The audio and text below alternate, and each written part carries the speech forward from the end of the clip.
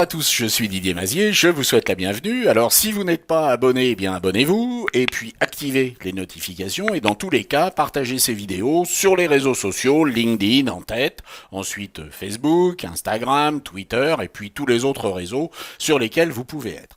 Cette semaine, comme cela arrive parfois, nous allons voir comment bousiller une photo. J'ai cette photo qui est une photo qui a été prise la nuit, après la pluie, et je voudrais ajouter un effet de pluie, voire un effet de neige sur cette photo. Nous allons voir comment procéder, et vous allez comprendre que c'est quelque chose qui est assez facile à réaliser, mais il y a quand même quelques précautions à prendre. Alors mettons-nous au travail dès à présent.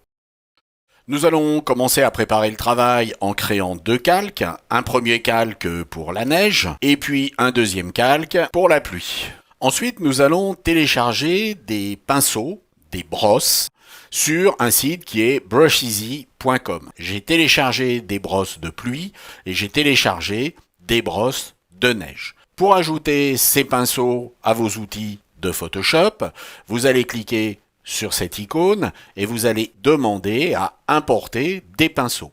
Et vous allez localiser ce que vous avez téléchargé. Les fichiers téléchargés sont zippés, vous avez les deux fichiers que j'ai téléchargés, il faut donc les dézipper et vous obtiendrez ces deux fichiers en .abr. Une fois importés, ces brosses apparaîtront dans des dossiers que vous pourrez déployer et vous pourrez utiliser ces brosses. Ce que nous allons faire maintenant pour bousiller notre image. Je vais donc sélectionner le calque sur lequel je veux faire apparaître la pluie, activer l'outil pinceau, cliquer sur cette icône et aller choisir la pluie qui m'intéresse. Personnellement, j'ai envie d'utiliser celle-là parce que c'est une pluie qui tombe verticalement. Mais vous pourriez utiliser d'autres pluies plus denses, voire des pluies qui vont être moins denses ou qui vont tomber dans un sens ou dans l'autre. Donc vous choisissez le type de pluie que vous voulez.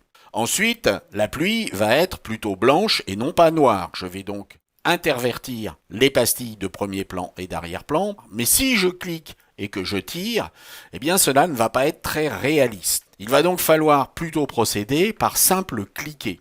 La question, c'est de savoir quelle doit être la taille de mon pinceau. Donc je vais agrandir avec la touche CTRL Option de manière à avoir de l'appui sur la totalité de mon image. Et là, je peux cliquer et envoyer une pluie qui va être réaliste. En ce qui concerne la neige, eh bien je peux travailler de la même façon en choisissant un type de neige avec des flocons qui vont être plus ou moins grands, plus ou moins importants, plus ou moins espacés. De la même façon, je vais avec la touche CTRL Option agrandir le diamètre de manière à pouvoir placer de la neige sur la totalité. Je vais donc pouvoir choisir soit de la pluie, soit de la neige, soit pourquoi pas les deux à la fois. J'espère que cela vous a intéressé, j'espère aussi que cela vous sera utile pour bousiller vos images, et puis je vous dis à la semaine prochaine. Au revoir.